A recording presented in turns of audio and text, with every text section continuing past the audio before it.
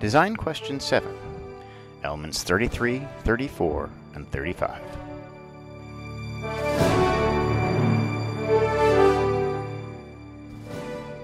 The desired effect of design question 7 is that students follow the rules and procedures.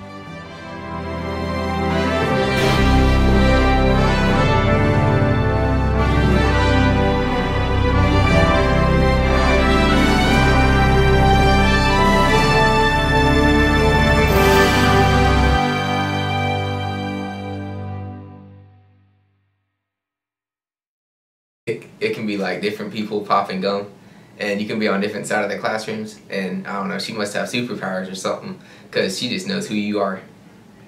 Like, poof, she got it.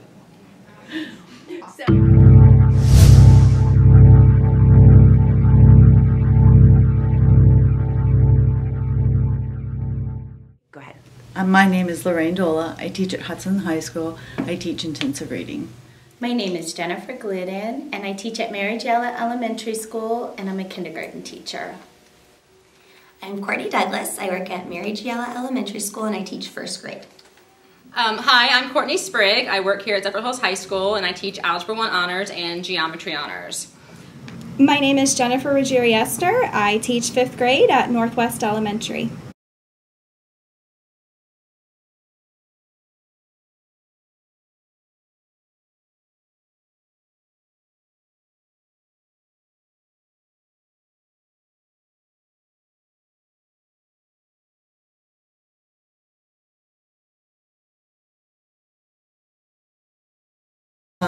I'm always scanning, always looking at them. I walk over to them, I check on them, I'll ask them questions, how are they, or why aren't they answering this question, or what are they doing. Even when I'm talking to a student, I try to maintain eye contact with them, but I do look around, and I get the eye contact of students who aren't doing what they're supposed to. I use a lot of facial expressions, a lot of witty comments, to try to get them back on task. It's also important that you have the eyes in the back of your head. As you're working around your classroom, you want to be able to know that even though your back's turned, you know those voices. You know who's doing what they need to do. Withitness to me is having control of the classroom and of the kids, making sure that you're aware of the surroundings, you're keeping them engaged, you're keeping it a fast-paced environment, and you make sure that all the kids are excited and involved in the lesson. What I feel Withitness is being able to know procedures and order in your classroom at all times, no matter what's going on. So constantly being aware of what your students are doing, maintaining a lively pace, that at any point they're not getting distracted and causing chaos in your classroom. I demonstrate Withitness by anticipating and avoiding any behaviors that may not be conducive to the learning environment, by circulating around the room and maintaining engagement.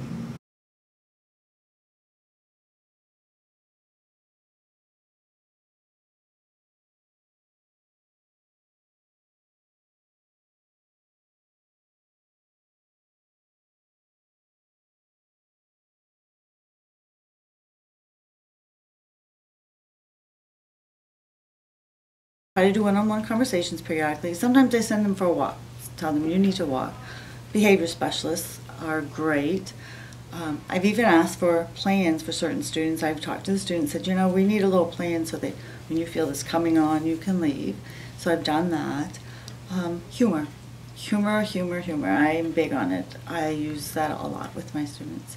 And every day is a new day, so they get a consequence, they know the rules, and then tomorrow when they come in, hopefully they've learned from it and we move on. We don't dwell on it. Verbal reminder, and then they'll have to move their clip down, which is like yellow is like needs a reminder, and then if they go down again, then it's like a teacher choice, and if they go down again, then they get a sad face in the planner. So moving down, but really, at least for kindergarten students, as much as we can try to stay positive, try to even have a one-on-one conversation with them to try to figure out why they're having a bad day and help to move them up to green and even above green.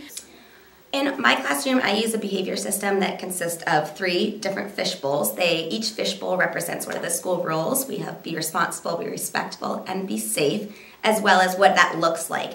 So as a student does not adhere to one of the rules, then they're given a warning, and then the second time, they're asked to move their fish inside of the bowl that they weren't following. For example, if a student was calling out, then we would, address that you're not being respectful, you were calling out or talking when the teacher is talking, you need to move your fish in there until you're ready to make a better choice. I had an instance today where during an opening Q&A session of the class, I had a student, the very first question I asked, the student was completely speechless. And unfortunately, these are questions that we've been doing daily, so they're supposed to come off fast. And because he couldn't answer this very first question, I did ask the class, and I had a vote. I said, does anybody support my decision on sending this student outside for 5 minutes to study this lesson so that he can come back in and earn his points by answering these questions in the Q&A session style? The class backed me up. I had a student time on his phone 5 minutes. When 5 minutes were up, the student came back in. He got a 5-question Q&A session, got them all right, we moved on. If students are misbehaving, I go ahead and try to give verbal redirection. After a few times of verbal redirection, if that's not working, I go ahead and implement a timeout. But I feel very strongly that working with the parents is very important, so I go ahead and use a method of email or phone call with the parents. That way the students know that we work as a team and that they're going to follow the rules and behaviors that I expect in my room.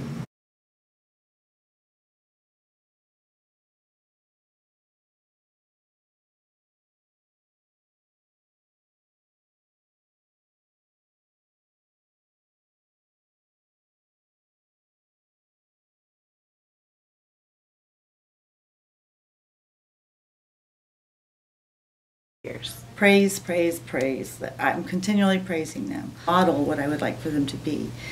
And I respect, big on respect. And I give them a lot of respect. The goal in the classroom is that the child has a positive day. So as much as I can support him or her in that, having that good day, I want to be there for them. I do a lot of student recognition in the classroom. We do, we have little badges that when they've met a goal or that they've made progress, that they're acknowledged that way. I also have some posters where I try to celebrate the student's success through making gains. I teach predominantly reading and writing, so I did the ELA block. So I try to recognize a lot of that. When they've moved through ERLA, we have big celebrations, and we use a lot of positive behavior support. And so they don't give up. I don't give them reasons to give up.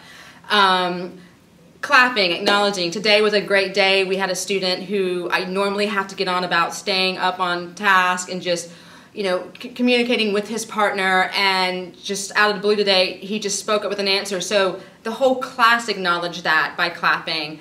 And so that was kind of rewarding to see that, and I think it really made him feel good today. He actually on the way out today, say, thank you, Miss Sprague. I had a good day, have a great day yourself. So I try to go ahead and use a lot of positive praise in my room, and I go ahead and recognize those students that are performing the tasks that I am looking for by saying, I like the way that so-and-so is performing this task, and I feel that it goes and lets the students that are not performing the task adhere to the appropriate behavior that I'm looking for, because they want me to go ahead and acknowledge them in a positive way.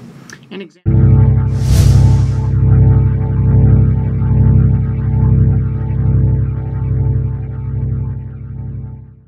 Seating chart every week, a different seating chart, and she has facilitators in the middle of each table. They basically keep track of the group attendance, stuff like that, and that person helps out and basically makes it to where the whole group helps each other, and it really keeps everyone focused and on track instead of having a bunch of kids just kind of scattered around.